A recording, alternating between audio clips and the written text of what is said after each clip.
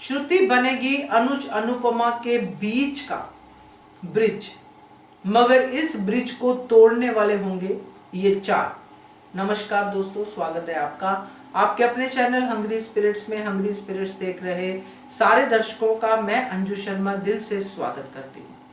श्रुति की मुलाकात होगी अनुपमा से, जो हम देखेंगे, और इस मुलाकात के बाद जो बातें जो हमारे सामने आई हैं, जो प्री कैप में सामने आया है, उसमें साफ साफ दिखाई दे रहा है कि श्रुति कहती है कि हम तीन हैं मगर फिर भी अधूरे हैं, यानी कि हम तीनों एक दूसरे को पूरा नहीं कर पा रहे हैं।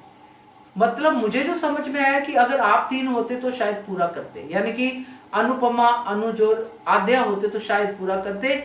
मेरा यहाँ पे होने से ये रिश्ता पूरा नहीं हो पा रहा है, जो मेरे हिसाब से इंडिकेट करता है कि श्रुति अनुज और अनुपमा को मिलाने की कोशिश करेगी, मगर कुछ कैरेक्टर्स ऐसे हैं जो नहीं चाहते अनुज अनुपमा मिले, चाह के या अनचाह के, जैसे भी वो नहीं चाहते हैं।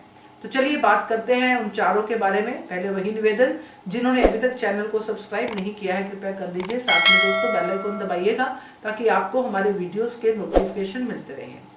अब अनुज और आद्या और श्रुति, ये तीन लोग साथ में रहते हैं।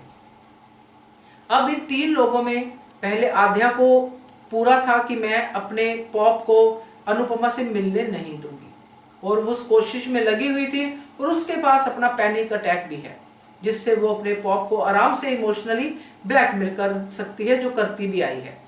अब श्रुति को भी पता चल गया, मगर श्रुति इस चीज को कुछ और तरीके से लेगी। चालाकी भी हो सकती है भाई, वो भी हो सकती है। जैसे काफी लोग कह रहे हैं कि श्रुति नेगेटिव हो सकती है, तो अगर मैं नेगेटिव पक्ष से सोचूं तब भी श्रुति स्मार्ट ही प्ले करेगी, क्योंकि उसको अनुज के दिल में अपने लिए प्यार बनाना है, और उसको पता है कि आद्या ये होने नहीं देगी। मैं अगर आद्या की बात के साथ साथ चलती हूं तो मैं अनुज की नजरों में नेगेटिव दिखूंगी, तो मुझे नेगेटिव नहीं दिखना है।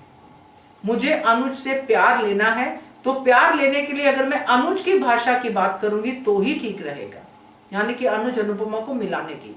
क्योंकि मेरी तरफ से तो आद्या लड़ाई लड़ ही रही है, और वहां पे मैं अनुज को ये भी कह सकती हूँ कि हमें नाटक करना पड़ेगा प्यार का, हमें ये करना पड़ेगा ताकि आद्या को पैनिक अटैक ना आए।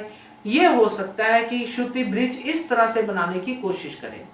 अब उन चारों में सबसे पहले झंडा किसका है, ये दोनों ना मिले, ये ब्रिज को मैं बारूद से उड़ा दूं, वो है आद्या।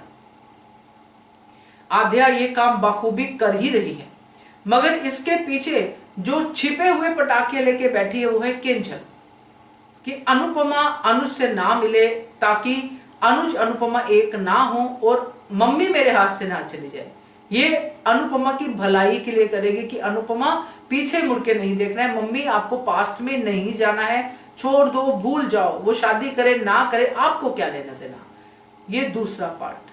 तीसरा पार्ट जो मुझे दिख रहा है वो है कहीं ना कहीं दीपू, जो अनुपमा में कॉन्फिडेंस लाने की कोशिश कर रहा है कि आप अपने लिए जियो, आप अपने आप को अपने पैरों पे स्टैंड करो, आप बनो कुछ, किसी की मत सोचिए। मतलब ये भी ब्रिज को जो है तोड़ने वाली ही बात है। और चौथा तोशु है ही। तोशु तो अनुपमा पे फिर से कैरेक्टर के ऊपर बात कर सकता है, फिर से वो बातें कर सकता है, जो नहीं चाहेगा कि अनुज अनुपमा मिले, क्योंकि उसकी बीवी नहीं चाहती है, बीवी चाहती है कि मम्मी यहाँ पे आ जाए। तो ये चौथा पार्ट जो है तोशु हो सकता है। तो बाकी के पटाखे तो इंडिया में बैठे ही हैं, जो पहले बड़ी कोशिशें कर चुके हैं, मगर अब ये चार लग रहे हैं मुझे जो ब्रिज तोड़ने वाले हैं, और श्रुति अपने इंटरेस्ट के लिए ब्रिज बनाने की कोशिश कर सकती है। देखते हैं क्या होता है, मगर ये थोड़ा सा मुझे ग्राफ जो है समझ में आ रहा है। बाकी आप लोग भी इस पे अपनी रोशनी डालिए। Thank you so much for watching Hungry Spirits channel. Thank you so much. Subscribe to our channel by clicking the subscribe button.